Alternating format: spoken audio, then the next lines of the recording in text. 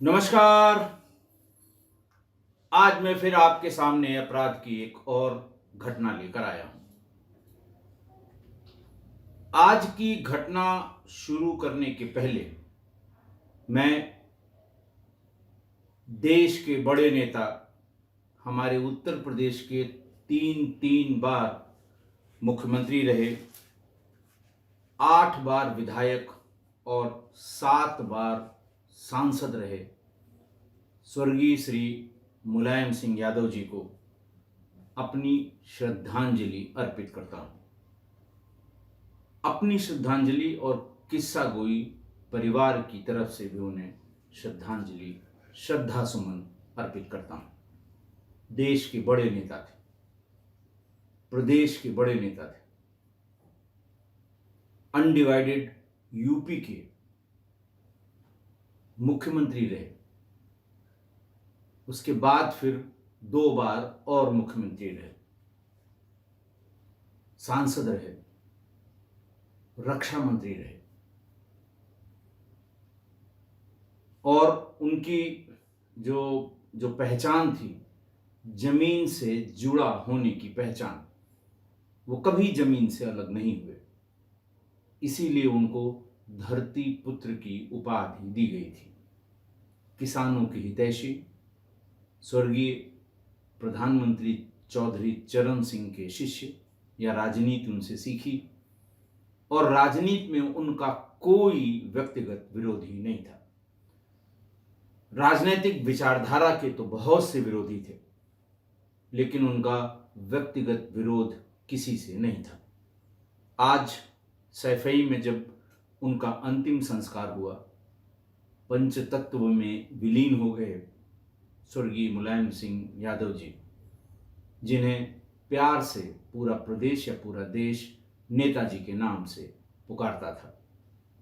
उस समय की भीड़, उस समय वहां तमाम उनकी विचारधारा के मुखालिफ लोग, बड़े नेता, देश के बड़े नेता, इन सब की मौजूदगी थी। ये साबित करती है कि वो सर्वमान्य थे। विचारधारा कुछ भी रही हो, मैं उस पर कोई टिप्पणी नहीं करता, लेकिन एक सफल राजनेता, एक सफल राजनीतिज्ञ, एक सफल प्रशासक और एक सफल पार्लियामेंटेरियन। कल कुछ लोगों ने इस पे आपत्ति की कि साहब आपने उनका नाम नहीं लिया, उनकी बात नहीं की, जबकि उनका देहांत हुआ। आपको ध्यान होगा, अब से पहले जिन जिन लोगों को मैंने स्वयं और किस्सा गोई परिवार की तरफ से श्रद्धांजलि अर्पित की है, वो तब की है जब वो हमारे बीच नहीं रहे, पंचतत्व में विलीन हो गए। कल तो वो उनका नश्वर शरीर हमारे बीच था। हजारों लाखों लोगों ने कल से लेके आज तक उनके दर्शन भी किए, अंतिम दर्शन भी।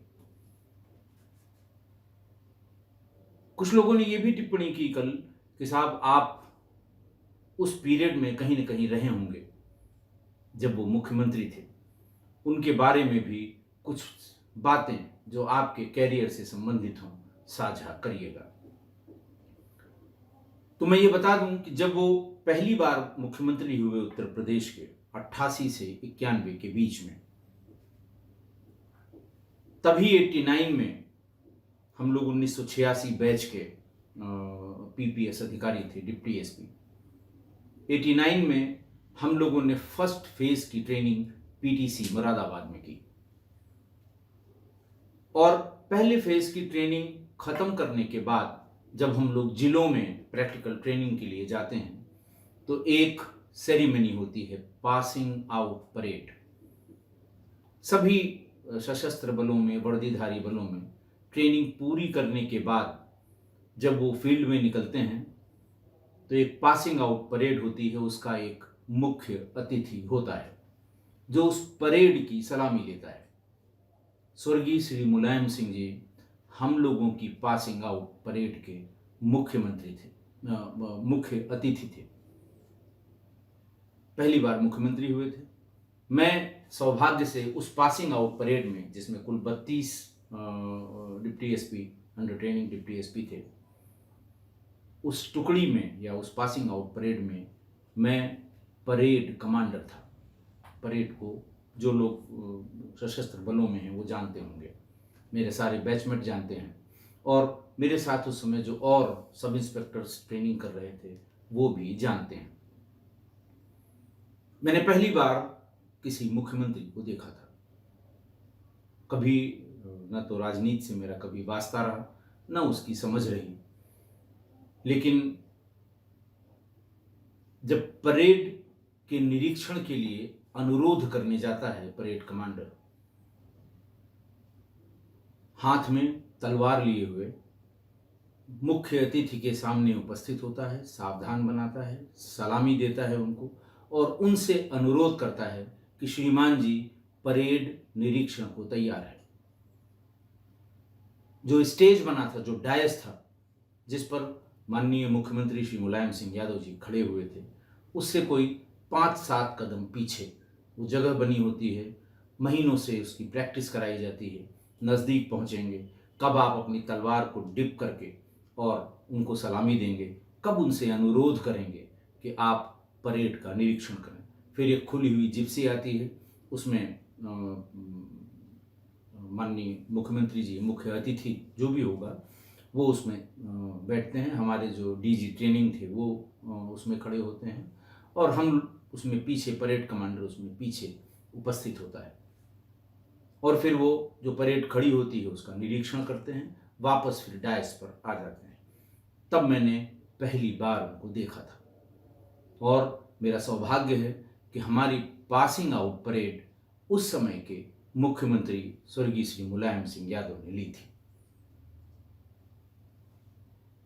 जब मैं नजदीक गया था तो इतना छोटा कद,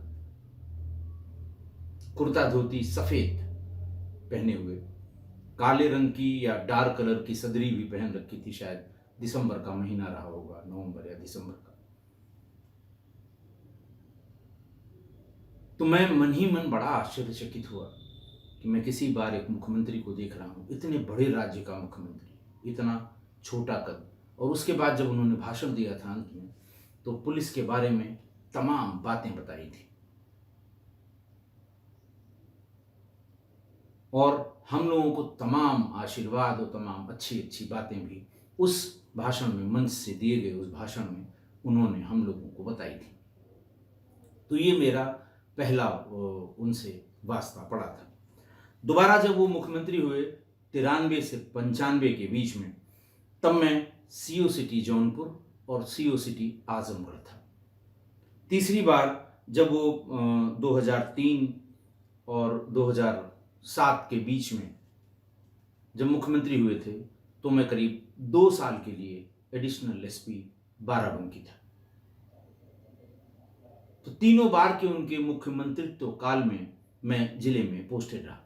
मैं एक छोटी सी घटना जो मेरे मस्तिष्क पर अंकित है वो आपको मैं जरूर बताऊंगा। जब मैं सीओ सिटी जौनपुर था तो वहां एक समाजवादी पार्टी के दबंग विधायक हुआ करते थे। बात ये 93 से 95 के बीच, मोस्ट अभी 94 में सरकार मिली जुली बनी थी सपा और बसपा की, और उसमें वो विधायक जी चुने गए थे।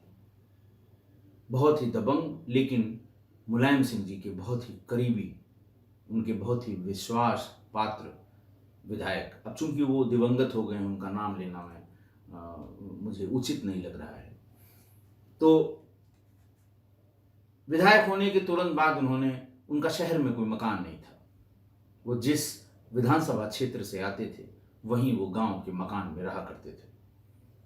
शहर में उन्होंने बिल्कुल टीडी कॉलेज के सामने की तरफ ढाल में बाईं तरफ अपना एक मकान बनाना शुरू किया। जौनपुर के रहने वाले, आसपास के रहने वाले समझ गए होंगे मैं किस माननीय विधायक की बात कर रहा हूं। जब उनका मकान बनने लगा तो तमाम इंस्पेक्टर्स और सब इंस्पेक्टर्स, चौकी इंचार्ज, कुछ तो वाहवाही में गए, कुछ बुलाए गए, और उनको सबको कुछ न कुछ काम उस मकान के बनाने में काम उनको बताया गया, पकड़ाया गया। बहुत प्रभावशाली थे, मुख्यमंत्री के नज़दीकी थे। सब लोगों ने जो जो उनको दिया गया होगा 19-20 सभी लोगों ने वो उनकी जो डिमांड थी, डिमांड तो क्या, तमाम काम जो बताए गए थे वो पूरे किए। एक दिन मेरे लिए भी संदेश आया कि आपको विधायक जी ने याद किया है। मैं भी भाग कर गया। विधायक जी मुझे भीतर ले गए अकेले और उन्होंने एक गैर वाजिब डिमांड मेरे सामने रखी कि फलां चीज हमें चाहिए, नया मकान है। मैंने उनसे आदरपूर्वक मना किया कि सर ये मेरे बस का नहीं है। वो जोर से बोले, तुम्हें जौनपुर में नहीं रहने दूंगा। विधायक थे, प्रोटोकॉल में सलाम किया उनको, पीछे मुड़ा, मैं वापस आ गया। करीब एक हफ्ते बाद, 6 या 7 दिन बाद, मेरे एसपी जौनपुर, उस समय शायद आरपी सिंह साहब थे या मीना साहब थे, मुझे अच्छी तरह से ध्यान नहीं है, शायद आरपी सिंह साहब रहे होंगे। उन्होंने मुझे बुलाया बंगले पर, घर पर, और उनसे कहा कि तुम्हारी उन विधायक जी से कोई बात हुई है। मैंने उनको पूरी बात सच्ची सच्ची बता दी। तो उन्होंने कहा, अरे भाई क्यों नाराज कर रहे हो, तुम जानते हो तुम्हारा नुकसान कर देगा। मैंने कहा, साहब क्या बात हुई? उन्होंने कहा, मुख्यमंत्री जी तुम्हारे बारे में पूछ रहे थे और ऐसा लग रहा था कि कुछ उनकी नाराजगी जरूर है। मेरा सुझाव है कि तुम विधायक जी से जाकर मिल लो, कुछ गलतफहमी अगर है तो दूर कर लो। मैं नहीं चाहता तुम अच्छे अधिकारी हो, यंग अफसर हो, तुम्हारी दूसरी ही पोस्टिंग है, शुरुआत में ही तुम्हारा कोई नुकसान हो जाए। मैंने उनसे कहा कि सर मैं उनके पास अब नहीं जा सकता। उनके बोलने का अंदाज और उनकी बदतमीजी, ये जग जाहिर है कोई बात हो जाएगी जो मुझे बर्दाश्त नहीं होगी। मैंने उनसे कहा कि सर अगर बात, मुझे अपनी बात, अपनी सफाई मैं आपको बता चुका हूँ, आप चाहें तो इस बात को मुख्यमंत्री जी से ये बात बता दें, और अगर मुख्यमंत्री जी इससे संतुष्ट न हो तो मैं जाकर वहां जाकर अपनी बात कह लूं। क्योंकि उस समय तक मुझे ये पता लग गया था कि मुख्यमंत्री जी सीधे जिलों के एसपीज, एडिशनल एसपीज और डिस्ट्रिक्ट मजिस्ट्रेट, एडीएम सिटी से सीधे फ़ोन पर बात करते थे। मोबाइल फ़ोन थे नहीं, लैंडलाइन थे। उन्हें किसी चीज़ की जानकारी करनी होती थी, सीधे बात करते थे बिना किसी बीच के आदमी को इन्वॉल्व किए हुए। ये उस समय शोहरत हो गई थी। मेरी नई नई नौकरी थी, सोनभद्र से ट्रांसफ़र होकर जौनपुर आया था।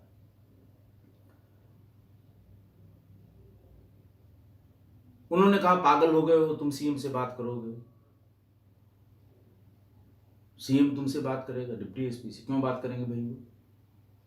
तो मैंने उनको ये बताया कि सर मेरी पासिंग आउट परेड के वो मुख्य अतिथि थे, मैं उसमें परेड कमांडर था। तो अगर आप ये जिक्र करें, हो सकता है मुझे अपनी बात कहने का मौका मिले। उन्होंने कहा, सवाल ही नहीं उठता, न मैं बात करूंगा और न तुम्हें जाना चाहिए। हाँ, तुम्हारी बात में अगर बात हुई तो उन्हें बता दूंगा। मैं मायूस हुआ, लौट आया। 3-4 दिन बाद फिर उन्होंने बुलाया मुझे। उन्होंने कहा, अरे भाई मेरी बात मुख्यमंत्री से किसी सिलसिले में हो रही थी, तो मैंने बताया कि मेरे यहाँ एक यंग अफसर है और कुछ परेशानी है जो आप बता रहे थे, वो अपनी बात आपसे कहना चाहता है। उन्होंने कहा, मुख्यमंत्री जी ने कहा कि कल उसे 5 बजे भेज दो, सुबह 5 बजे आके मेरे जो उनका आवास है, मुख्यमंत्री आवास, उस पर चला आए, जगजीवन जी से आकर मिल ले और कह दे अपनी बात, कोई बात नहीं है। वो भी बहुत खुश हुए, मैं भी बहुत खुश हुआ। मुझे ताज्जुब भी हुआ कि हायरार्की में बहुत जूनियर होते हैं डिप्टी एसपी या सीओ, और अपनी बात कहने के लिए मुझे बुलाया गया। मैं 4:30 बजे ही पहुंच गया। वहां बाहर जाके वर्दी पहने हुए था, मुख्यमंत्री से मिलना था। जब अपना परिचय भीतर जो सिक्योरिटी के लोग लगे होते हैं उनको बताया, तो थोड़ी देर बाद ही, करीब 5-7 मिनट बाद ही, जगजीवन जी बाहर आ गए। जगजीवन जी उनके व्यक्तिगत सहायक थे। दुबला पतला शरीर, बहुत डार्क सांवला रंग, और जो चौड़ी मोहरी वाला पैजामा उस जमाने में चलता था, बहुत चौड़ी मोहरी, मतलब वो उनकी शरीर के हिसाब से वो चौड़ाई कुछ ज़्यादा ही लगती थी। वो पैजामा सफ़ेद, एक साधारण कुर्ता, सामान्य रूप से एक चप्पल और कभी कभी हवाई चप्पल भी, और अपनी बगल में यहाँ पर एक छोटा सा बैग या डायरी उसको दबाए रहते थे। अति साधारण व्यक्ति। पर उन्होंने बताया कि मैं जगजीवन हूँ और नेताजी ने अभी अभी टहलना शुरू किया है और आपको तेज चलने में या दौड़ने में कोई दिक्कत तो नहीं होती? मैंने कहा नहीं सर। उन्होंने कहा आप उनके साथ साथ जाइए और खूब अपनी जो बात आपको कहनी है उनसे कह लीजिए, पूरा समय है। अब मेरे पास सोचने विचारने का कोई मौका नहीं था। वो मेरे साथ मैदान में ले गए, जो पीछे की तरफ बड़ा मैदान है मुख्यमंत्री आवास का, उसी में मैंने दूर से देखा कि वो चक्कर लगा रहे हैं। बहुत तेज चाल कह लें या थोड़ा हल्की सी दौड़ वाली चाल थी, उसमें वो चल रहे थे। मैं भाग के उनके पास तक गया, थोड़ा पीछे पहुंच के मैंने उनको जय हिंद किया। मुख्यमंत्री थे हमारे। उन्होंने फौरन कहा कितने बजे आए? मैंने कहा सर अभी 10 मिनट पहले आया। कोई दिक्कत तो नहीं होती तुम्हें तेज चलने में? मैंने कहा नहीं सर कोई दिक्कत नहीं। बताओ क्या बात है? तुम्हारे कप्तान कुछ बता रहे थे। मैंने उनको पूरी बात बता दी, जो कुछ भी बात हुई थी मेरी और विधायक के संबंध में। उन्होंने कहा बस इतनी सी बात है? मैंने कहा सर बस इतनी सी बात है। और उन्होंने बहुत नाराजगी में कहा था कि मैं तुम्हें जौनपुर में नहीं रहने दूंगा। बोले अच्छा चलो, वैसे विधायक से कोई लड़ाई मत किया करो, नए लड़के हो, कोई बात नहीं, जाओ। मैं चला आया, वापस सरकारी गाड़ी ले गया था, बैठा और वापस जौनपुर चला गया। जाते ही एसपी को बताया कि साहब ये मेरी बात हुई। वो भी खुश हुए, बोले मुझे ऐसा लग रहा था कहीं तुम्हारा कहीं ट्रांसफर न कर दें। और फिर मेरा ट्रांसफर नहीं हुआ।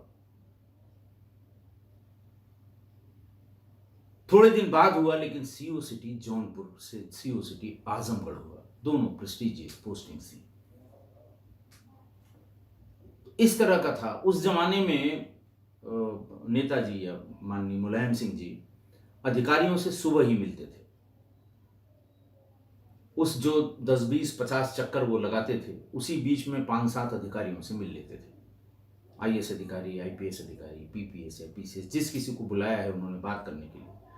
उन लोगों को दिक्कत होती थी जो भारी शरीर के थे या जो फिजिकल एक्सरसाइज नहीं करते थे, तो वो अपनी जल्दी जल्दी 2-4 मिनट में बात करके और सांस फूलने लगती थी, हट जाती। उन पे हंसते भी बहुत थे और कहते थे शरीर ठीक करो, शरीर है तो सब है। जगजीवन जी जब जब माननीय मुलायम सिंह जी मुख्यमंत्री हुए, उनको ओएसडी बना दिया जाता था। यहीं लखनऊ के आसपास कहीं काकोरी या मोहनलालगंज के रहने वाले थे और दिन रात वहीं रहते थे। उनके खाने पीने से, कपड़े से और उनके कार्यक्रम से, सब से लेके मैं उसी दिन उनका मुरीद हुआ था।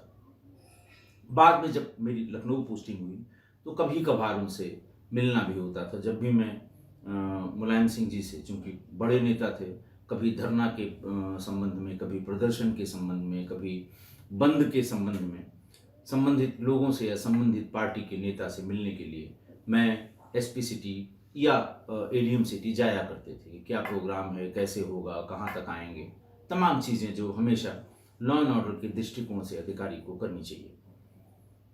एक दूसरा आदमी और, राम शरण दास, वो प्रदेश अध्यक्ष थे।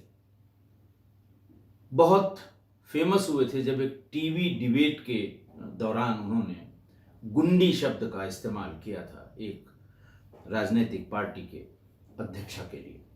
बहुत फेमस हुआ था, गुंडा गुंडी, ये आप सर्च करेंगे तो आपको मिल जाएगा।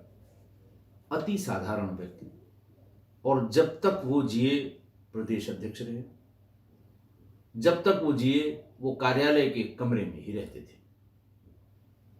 वहीं रहना, वहीं खाना, वहीं सोना। ईमानदारी की प्रतिमूर्ति थे ये दोनों। ऐसे ऐसे लोग माननीय मुलायम सिंह जी के साथ थे। मैं उनकी राजनीतिक विचारधारा पर कोई टिप्पणी नहीं कर सकता। मेरी इतनी राजनीतिक समझ भी नहीं है और न ही राजनीति में मेरा कोई दखल है।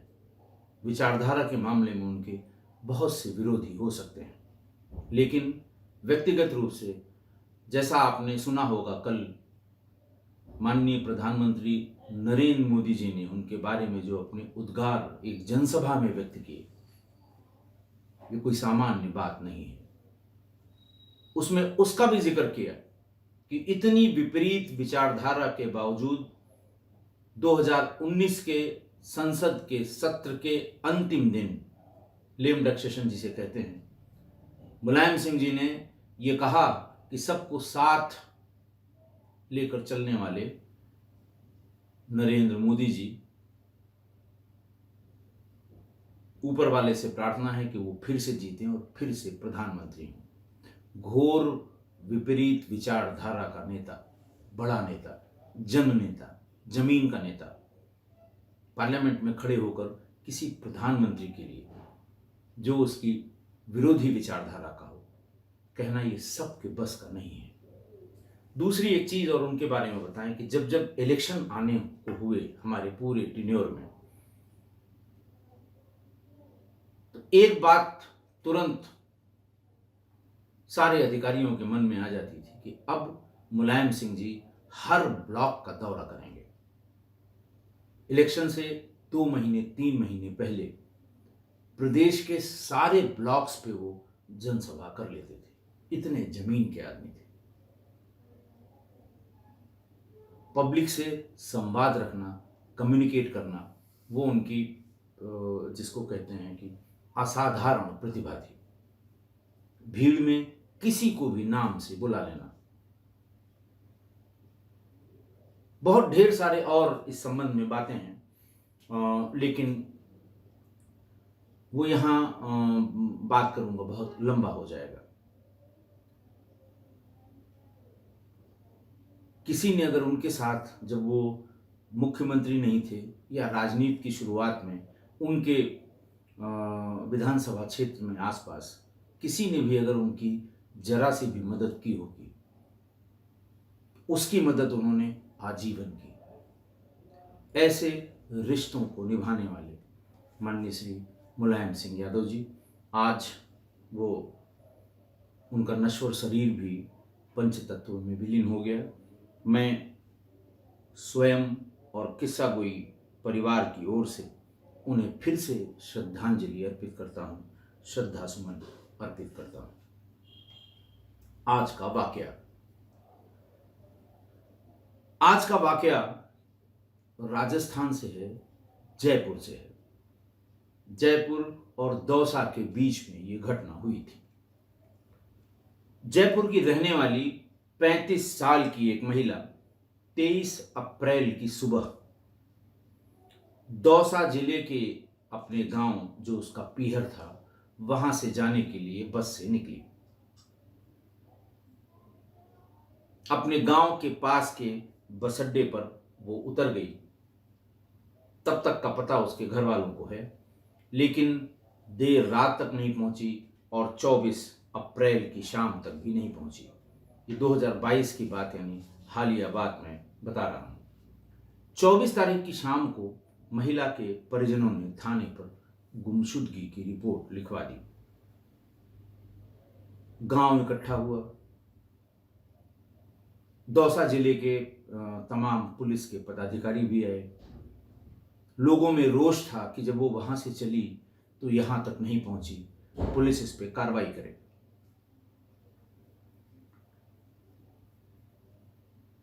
पुलिस ने ढूंढना शुरू किया कि कहां से चली, कहां तक आई, कहां देखी गई, लास्ट कहां देखी गई।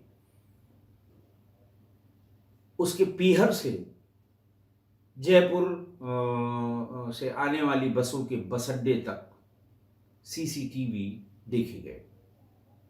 गंभीर घटना थी, बड़े अधिकारियों के संज्ञान में थी। राजनीतिक जो प्रहार होते हैं ऐसी घटनाओं पर, सत्तारूढ़ दल के ऊपर या मुख्यमंत्री के ऊपर वो शुरू हो गए थे। बहरहाल सोनड़ मोड़ पर एक सीसीटीवी फुटेज में वो लड़की, वो महिला दिखाई पड़ गई। फुटेज में एक सफेद रंग की गाड़ी उस महिला और उसके साथ चल रहे एक छोटे बच्चे के सामने खड़ी हुई और फिर आपस में उनसे कुछ बात हुई, ड्राइवर से और इन दोनों से, और ये दोनों उस वाहन पर बैठ गए। सफेद रंग की एम्बेसडर जैसा वो वाहन लग रही है, एम्बेसडर तो नहीं होगी, कोई दूसरी है। जो सीसीटीवी फुटेज उपलब्ध है इंटरनेट पे, उसमें वो सफेद रंग का वाहन दिख रहा है। बैठ गई। बैठने के बाद जो साथ में बच्चा था, घर वालों से उसको दिखवाया गया कि भाई ये बच्चा कौन है। बहुत कोशिश की गई, लेकिन महिला के घर वालों ने इनकार किया कि नहीं, वो इस बच्चे को नहीं जानते हैं।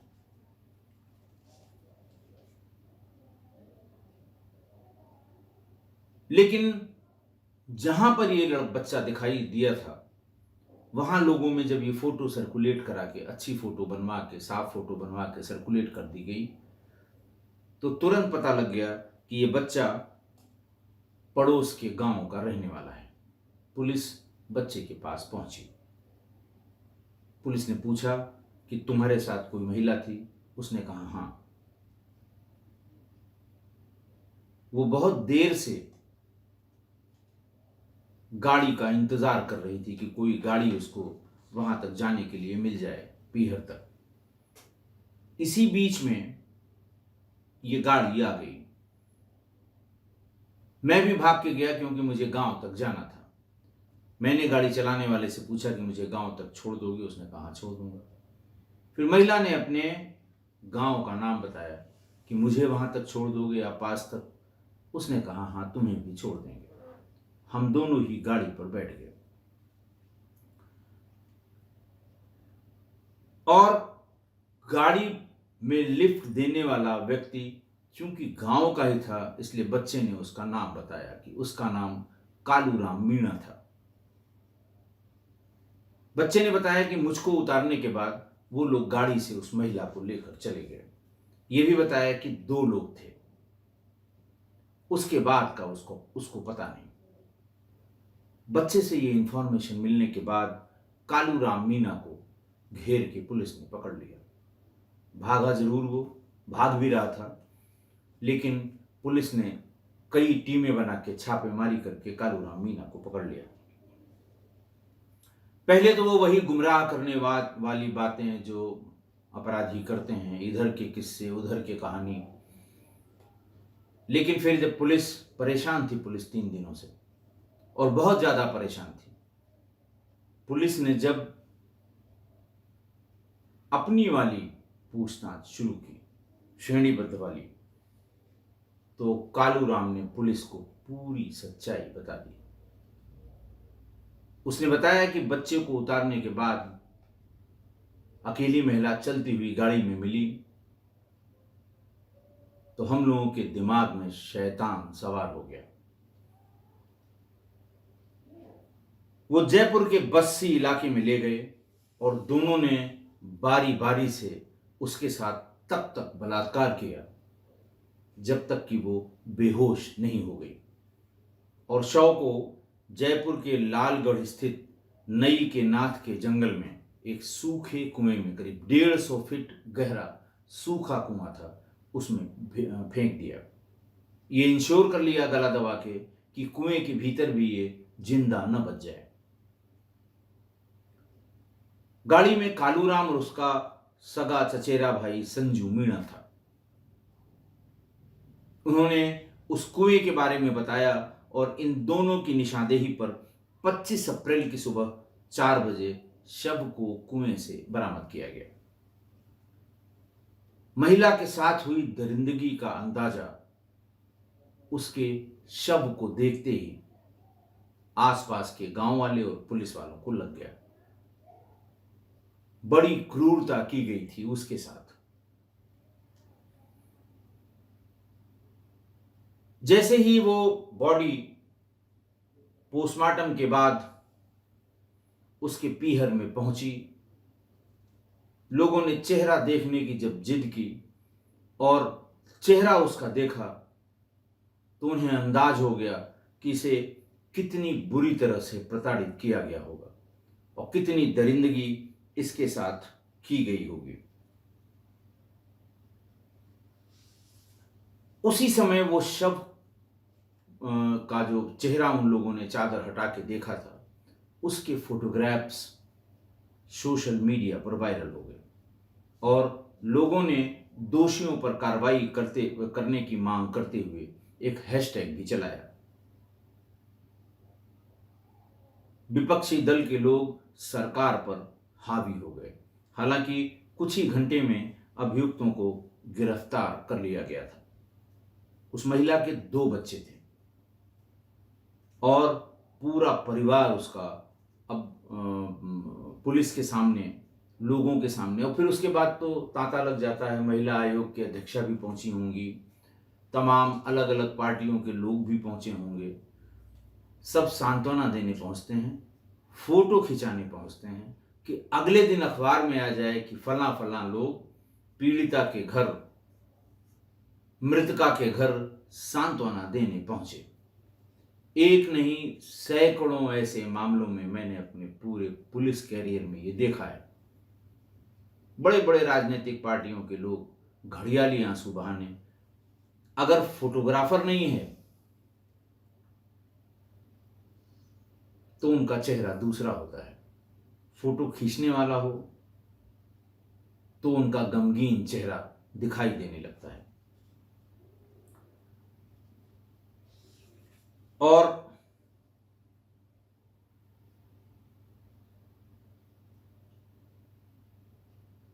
दोषियों को, अच्छा, इस संबंध में बीबीसी पर भी एक बड़ी खबर आई।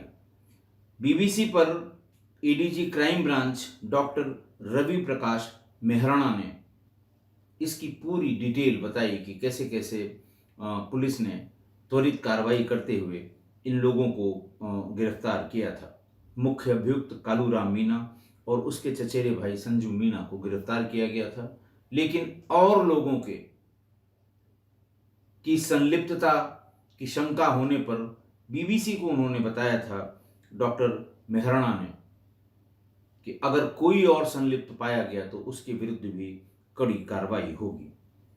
दौसा के पुलिस अधीक्षक यानी एसपी राजकुमार गुप्ता ने भी 26 अप्रैल को एक प्रेस कॉन्फ्रेंस की थी और उन्होंने भी यही बात रिपीट की जो एडीजी क्राइम ब्रांच के डॉक्टर रवि प्रकाश मेहराणा ने बताई थी, वही कि बच्चा मिला और बच्चे से। दूसरा आरोप ये था कि 3 दिन बाद निकाली गई वो डेड बॉडी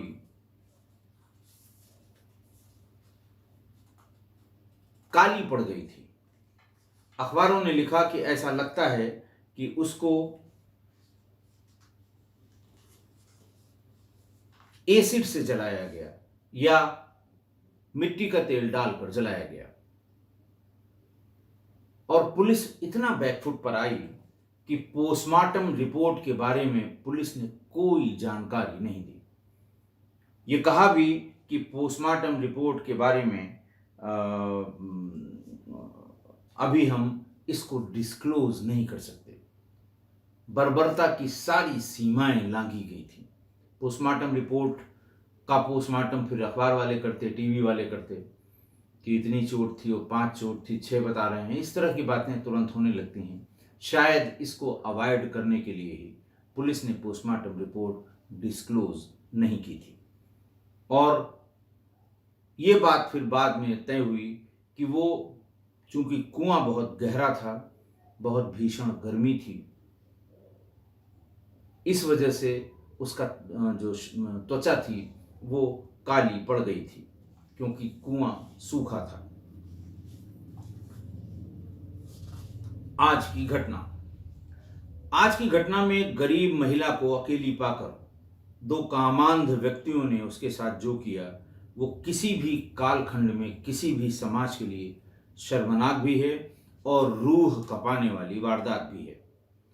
पर सवाल ये खड़ा होता है कि आखिर निर्भया कांड के बाद जो बहुत कड़े कानून बनाए गए, फास्ट ट्रैक कोर्ट्स बनाए गए ट्रायल के लिए, कहा गया कि चार्जशीट दाखिल होने के 2 महीने के भीतर ट्रायल की कार्रवाई पूरी कर ली जाए, कन्विक्शन रेट भी ऐसे मामलों में बढ़ा है,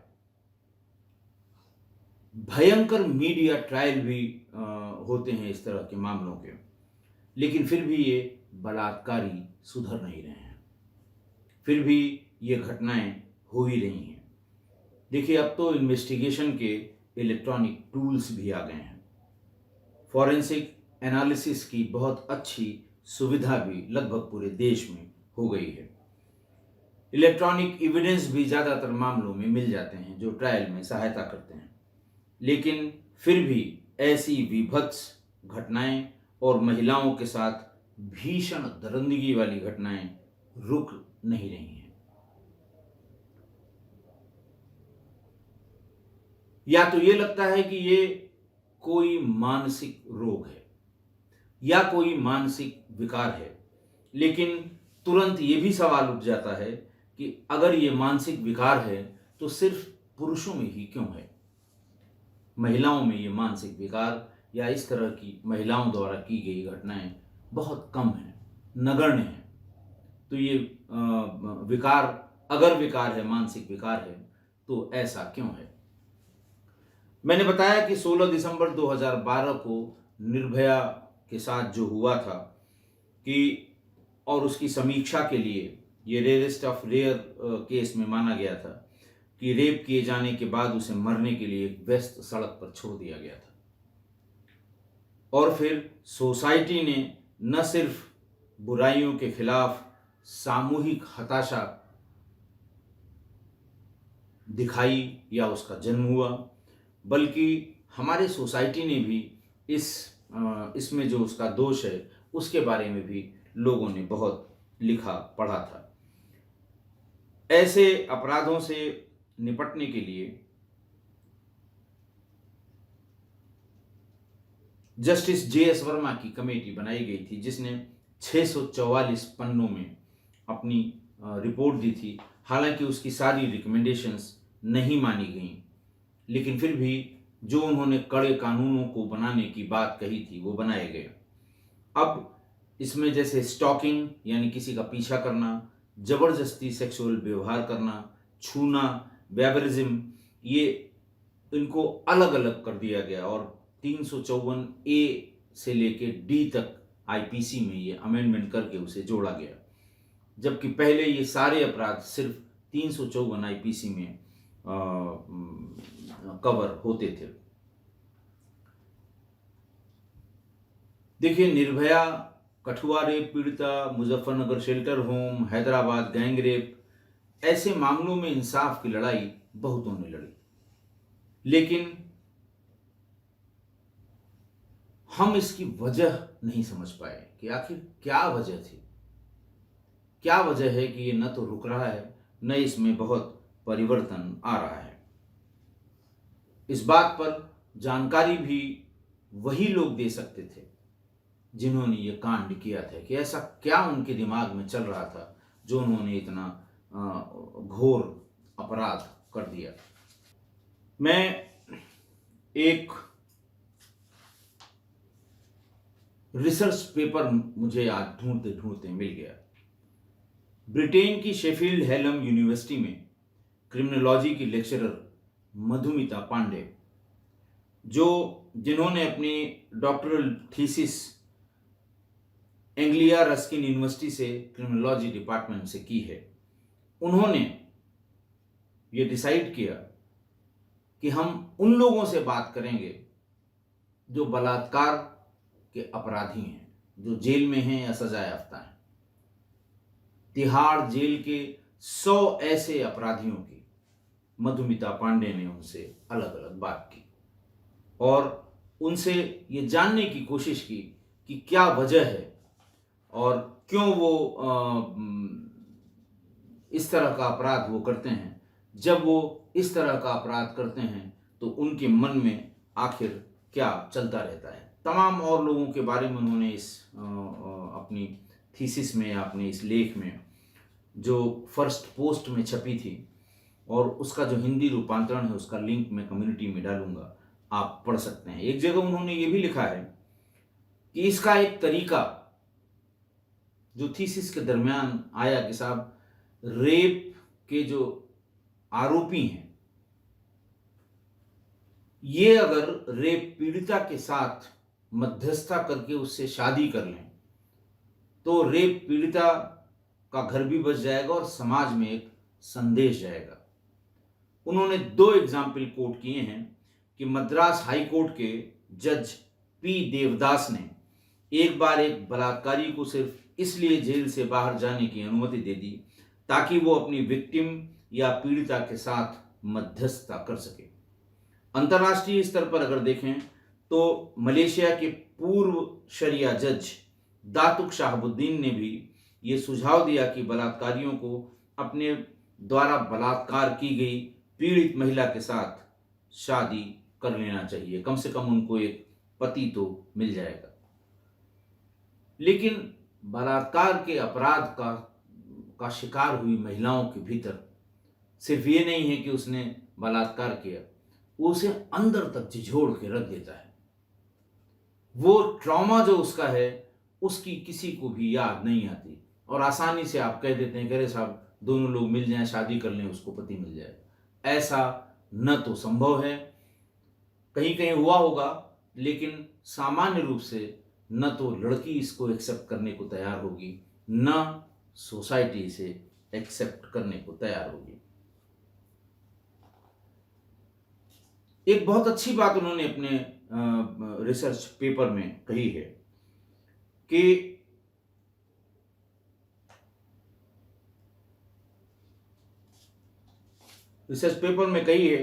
कि ऐसा लगता है, वो लिखती हैं कि हमें ऐसा लगता है कि जो लोग बलात्कार करते हैं उनमें जन्म से जैविक या मनोवैज्ञानिक तौर पर ये टेंडेंसी डेवलप हो जाती है।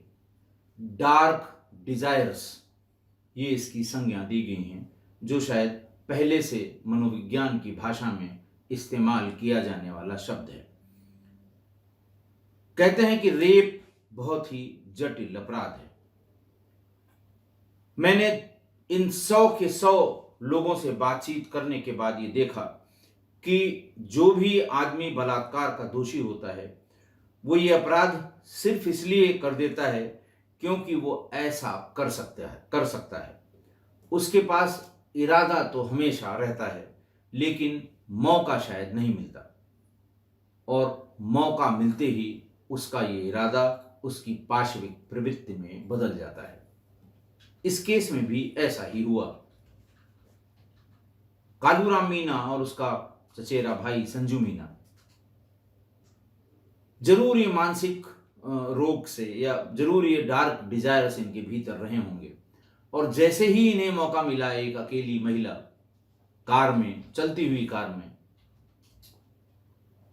उनका शैतान जग गया। वो आगे कहती हैं कि ये जो इस तरह के अपराधी हैं वो एक दिन में ये बलात्कार जैसा, कि जैसे एक ही दिन में उन्होंने ये घटना कर दी, ऐसा नहीं होता। वो धीरे धीरे, उनका ये कहना है कि ये जो है कंटिन्यूटी है, ये जिसको कहते हैं कि ये सतत प्रयास उनका है या सतत प्रक्रिया है, जिसकी वजह से वो ऐसा गंभीर अपराध कर देते हैं। वो ये कहती हैं कि यौन हिंसा हमेशा एक निरंतरता में घटने वाली हिंसा है। चूंकि बलात्कार या रेप एकदम से होने वाली बात नहीं है, ध्यान हमारा ऐसी ही गंभीरता या गंभीर घटनाओं की तरफ होता है। लेकिन जो इसके अपराधी हैं, अगर उनका ट्रैक रिकॉर्ड पीछे का देखा जाए तो वो पहले उन्होंने जरूर ईव टीजिंग की होगी, किसी ने संज्ञान लिया या न लिया हो। लैंगिकता वाले चुटकुले वो पसंद करते हैं, सेक्सुअल जोक्स जो होते हैं, महिलाओं के प्रति इस्तेमाल की जाने वाली घटिया भाषा ऐसे लोग प्रयोग करते हैं। गाली और उत्पीड़न किसी भी व्यक्ति के अंदर अगर ये सब छोटी छोटी छोटी छोटी बातें दिखाई पड़ें, ये मान के चलिए कि जब भी उसे मौका मिलेगा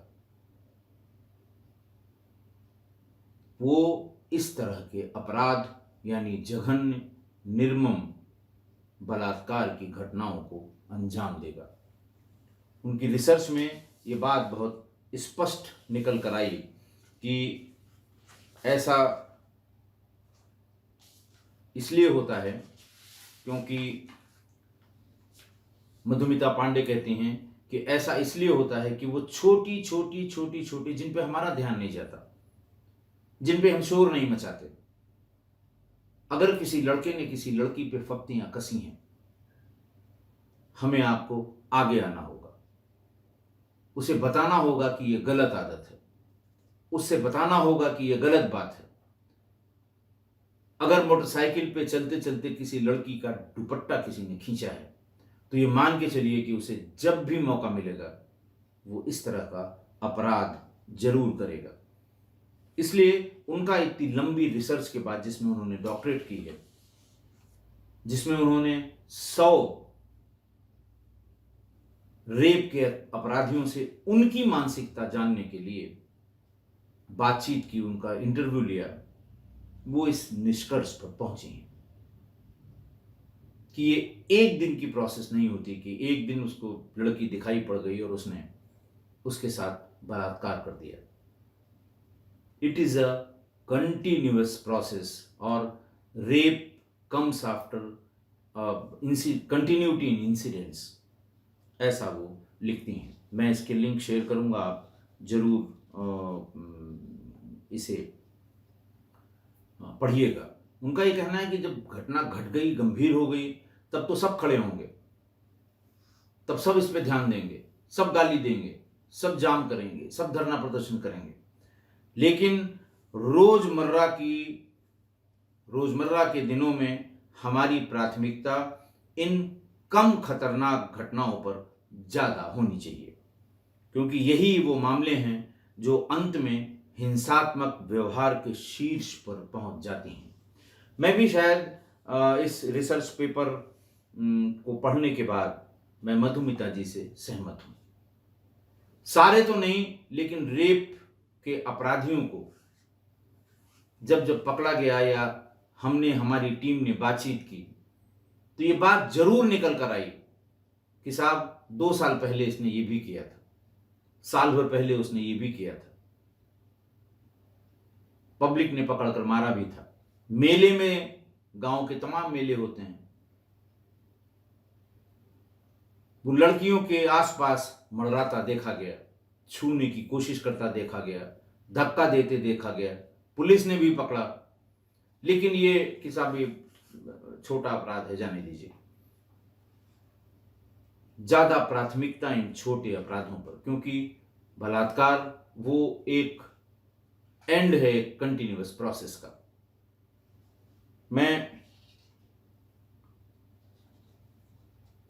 आज हम लोगों का 599 एपिसोड हुआ है, कल 600 एपिसोड, 600वां एपिसोड मैं करूंगा। और कल बहुत से हमारे सुधी दर्शकों, सुधी किस्सा गोई परिवार के लोगों ने शिकायत की कि बहुत दिन हो गया आपने लाइव नहीं किया। कल मैं लाइव आऊंगा, समय वही 9 बजे। और कल का अपराध भी मैं बता दूं, ये अंतिम होगा ब्लाइंड मर्डर्स के सीरीज का और बहुत ही फेमस अपराध था। रेयन इंटरनेशनल स्कूल गुरुग्राम में 7 साल के एक बच्चे प्रद्युम्न ठाकुर की स्कूल के ही बाथरूम में हत्या हुई थी। बड़ा लंबा लिटिगेशन चल भी रहा है। पुलिस ने क्या क्या करतूत की ये भी मैं आपको बताऊंगा। पुलिस ने रस्सी को कैसे सांप बना दिया ये भी मैं बताऊंगा। सीबीआई ने केस को कैसे हैंडल किया और कैसे खोला, मैं एविडेंस के ये भी मैं आपको बताऊंगा। आशा है जो मानसिकता के बारे में मैंने आपको बताया है आप उससे सहमत होंगे, मधुमिता पांडे जी की इस रिसर्च से आप सहमत होंगे। आज के लिए इतना ही। बहुत बहुत धन्यवाद।